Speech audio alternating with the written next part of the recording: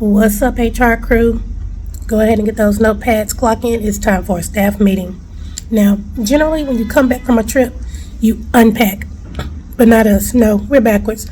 We're coming back from this trip to Panama packing. Yes, people picked a place, and now we got to pack for Panama pronto. Yeah, say that 5 times fast.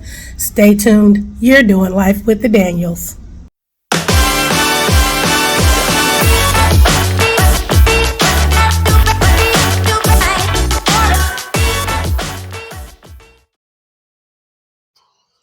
Welcome back, HR crew. We are officially back off vacation. So go ahead and grab your favorite seat around our boardroom table here, your favorite cup of coffee or whatever you are drinking on, and let's get started with our latest HR meeting.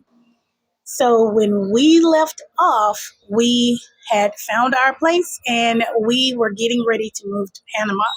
And if you notice, our boardroom looks a little different today. We are going to enjoy this lovely patio view or balcony view.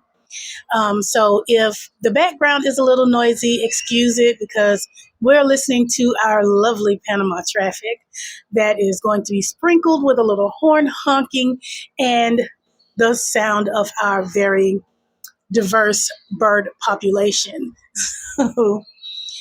But like I said, we were leaving off with going back home from our latest journey through immigration, and we came back to the States to go ahead and get packed so that we could move into the condo that we found while we were here on our last visit to Panama. And we've been here now a little over a month. And before we even get into that, let me go ahead and say again, you guys are absolutely amazing. Thank you guys for getting us to over 1,000 subscribers. Like, that is absolutely amazing. And we are just immensely grateful for you guys just taking this journey with us. Like, we are not professional vloggers. We're not, I don't know, we're just basically here, just sharing our journey, sharing our life with you guys, just sharing how it is to navigate Panama, not necessarily from a disability perspective, but with some of the challenges that we face with disabilities, with um, having a service dog, with mobility scooters, and just as expats or immigrants in general. It's just our life. It's just what we're doing, and how we're experiencing life in a different country and learning how to just start over. It's something that we have never done before, and it's something that a lot of people have never done before. And so we're just here sharing that with you. So we thank you guys immensely from the bottom of our hearts. And with that being said, if you are not a part of the HR crew, I want you to take just a brief moment to hit that subscribe button and also hit the little bell notification so that you can know when the next HR meeting is, so that you will not miss out on important notifications and meetings, because we give out a lot of information during these meetings, and it's information that you don't want to miss out on. Also, we have started giving out pink slips, and these are not bad pink slips. You want these pink slips. So if you want to get a pink slip, which is basically a shout out to our wonderful subscribers, just let us know in the comments, and we'll be sure to get you a pink slip in your box. So with that being said, let's get back into this information. So like I said, we went back home and we got packed, and that was a difficult process in itself, guys. It was a lot to get packed. We packed, unpacked, repacked, packed again, unpacked, and packed some more. The bags accumulated quickly, and if we were doing a vlog about things we didn't know, one of the biggest things that would be in that vlog would be the bag limitation. When we finally got packed, I think we had 17 bags. And when you are trying to move and navigate an airport with 17 bags, two mobility scooters, and a service dog, let me tell you, it's difficult. It's very difficult. And that's why we don't have any footage of being in the airport. We don't have any footage, none, of how we navigated the airport. I think the moving day, the only footage we have is leaving the house, possibly. I think that's the only footage that we have. We have some footage of Jack on the plane. We have, I think, maybe some footage of takeoff. And that's it, because, you know, after the entire fiasco that happened with moving, missing our flight, yes, missing our flight, having to find another flight, the fiasco of, oh, you have 17 bags. Oh, we have a limit. There's only 6 bags per passenger. Oh, those bags are way over the limit. Oh, the baggage fee is going to be $2,000. After all of that, by the time we did get to our condo at about 11:30 that night on December the 2nd, we were done.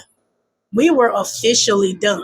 So we don't have any footage like a lot of people have. We don't have any footage of our moving day, because our moving day for us was a total disaster, and that's just the honest truth. It was a total disaster.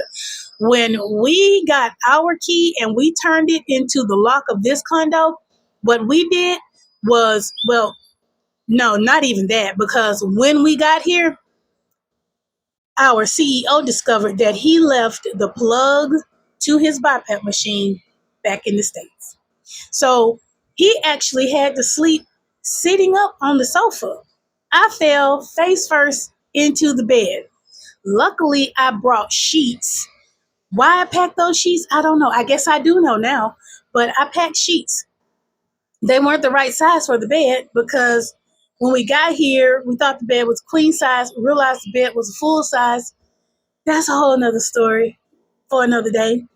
But yeah, our moving day was really a fiasco. So that's basically just leading into what this entire vlog is about. Um, we moved. We did move, but my body didn't move. My body stayed in the States. So actually moving, the moving day was the beginning of my body going into shock. And what I didn't realize moving to Panama was that my body, we immigrated, and so did my body. My body immigrated too. And I did not account for the fact that my body was going to have time to adjust. So we've been here now a little over 30 days. And when I tell you, my body is finally starting to adjust to the climate, to the water, to the air, to everything. I have to admit, I felt a little guilty at first, because where everybody else is like, oh my God, this is paradise, this is peace, this is this is that. I was struggling, y'all. I was really struggling. I felt like everything had activated. I felt like my body went into shock. Um, it was like the first week I was okay, but it was like the more I unpacked, the more my body unpacked, and I got sicker and sicker. I did get a chance to let this loud motorcycle go by, because he is being very disrespectful right now. But no, I did get a chance to go to the doctor, because we had already had doctor's appointments set up anyway. And so my doctor, he gave me some medication, a couple of shots, and he gave me some holistic remedies that really started working for me. And I was dealing with, a lot of different inflammation issues. Um, and like I said, I really just felt like my body was just in shock and adjusting. So I just felt like nothing, I was just not enjoying my time here in what everybody else was calling paradise. It was not paradise for me. I mean, I had some enjoyable moments, but for the most part, the first, I would say 3 weeks that I spent, I was sick. I didn't start recovering until that fourth week. Like, we would go out to eat. I wasn't enjoying my meals. I would just eat because I had to eat. I would eat because I knew I needed to keep my strength up. But it seemed like I didn't start recovering until I started to slow down. I felt like I started to hydrate more. I started, just drinking. I felt like when I started drinking infused water, I infused my water with like lemon, orange, ginger. Um, I called it my glow water. So I would start drinking my glow water every morning and just kind of coming out on the balcony every morning around 5:30, 6 o'clock, just getting some quiet time in, just meditating and just really taking in the fact that I was here and that I could just kind of relax and that I could just breathe. And it was like my body started to relax. And once my body started to relax, it was like it started to heal itself internally. And I started to feel better. And I think that's when my body started to just like, oh, this is nice. Okay, this is nice. Because at first my body was like, hey, what are we doing? What's going on? What are we doing? So I think that's the part that people leave out. No, not everybody will have that experience. Not everybody will have that experience, but some of us will have that experience. I know I did. Um, it's everybody just may not have that welcome to paradise experience and everything is just all hunky dory. So that was my experience. My first 30 days were a little bit wonky, but everything right now is looking up. Another motorcycle. I don't know why the motorcycles are so loud. It's like they don't have muffler regulations. I don't know. Motorcycles are loud in general. Like even back in the States, they were loud. They're just loud for no reason. It's like as a rider, how can you? I don't know. Anyway, that's another vlog for another day. But yeah. So we've been here. We've been here a little over a month now, and like I said, I am really starting to get adjusted to everything, to the air. Um, my gastronomical experiences are now starting to be enjoyable. Y'all, I finally learned to like plantains. Apparently, I was eating them wrong. I was eating them wrong. And it took me learning from a fellow Panamanian how to eat them correctly. So, and I know all of you expert expats are going to tell me, well, you should have known that. Okay, and that's fine. But it is what it is. I wanted to learn to like them, and I learned to like them from who I learned to like them from. So there's that. And I am making my connections my way, and I'm getting connected with people who fit my energy. Um, I found me a nail place. Uh, it was absolutely delightful. I did audition 3 different nail places, and this one actually checked all my boxes. It was the most like the nail place that I found back home. Nail places and me. have always been a conundrum. It's very, for me, finding a nail place is very picky because that's just one of those things for me. It's just one of those things for me. Nail places, because I really only get my feet done, and feet are a thing for me. I don't really like my feet being touched. So when I go to get a pedicure, it's gotta be right. The person has got to be right. For me, pedicures are right up there with going to the doctor. So you get really picky about who you go to see at the doctor. I'm really picky about who touches my feet. But I had an enjoyable experience. Um, everything was great. The price was right. The atmosphere was right. The technician was right. So it was great. It wasn't very far, and I'll put the nail place, the nail salon that I went to. That'll all be in the description.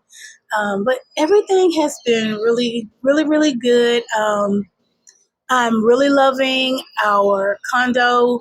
We had some growing pains. We had some things that we had to get figured out, but um, even though like the street that we're on is a main artery, and we did not know that when we first moved, it's growing on us. Even the noise level is growing. Sometimes it's like sometimes we hear the traffic and sometimes we don't. Sometimes we don't pay it any attention. Even Jack is adjusting. We've started taking him out on a schedule, and we take him out when we feel like the traffic is the least noisy. We did notice that the traffic is not as much as it was when we came. We did come right in the middle of a holiday season. So it seemed like the traffic was a bit more than what it is now. I mean, like the day we arrived, there was a parade. So, I mean, and it was great. I mean, I had no complaints. I came out on my balcony and I watched the parade because I was just like amazed. Like, wow, what a way to be welcomed into the country. Then to have a parade right outside your door the day that you get here. So, well, it was really like the next morning because the day we got here, y'all already know. But yeah, so um, I can say that wanting a new life and wanting to move abroad is totally okay, but also take the time to listen and understand your body and know that even if you move abroad, your body is moving abroad as well. So just give time for your body and your mind and your spirit to catch up with you once you get there. And that's just something that I learned um, along my journey. It also taught me that slowing down is a big part of the healing process. I never really realized that I guess for me, I was living life in survival mode most of my life. And so now I am actually just living and not surviving. And that has become a very big part of my healing process. It's like living and not just existing, not just surviving, but living. And living has allowed me to be able to do things, simple things, such as feel the sun, smell the air, taste the food, things that I have not been able to do. So that's something that I'm really, really enjoying about our new life here in Panama. And if that's something that, helped you or something that you resonate and relate to, just like I said, be sure to subscribe to our channel and make sure you hit the notification icon and join our HR crew, because this is what we do here at Doing Life with the Daniels. We live life out loud. We share our experiences, we share our journeys, we laugh together, we cry together, we do life. And so that's what we tell all of our HR crew. You do life, don't let it do you. So until next time, put those clipboards away, get outside and go do something fun. Thanks for doing life with us. We'll see you at the next staff meeting.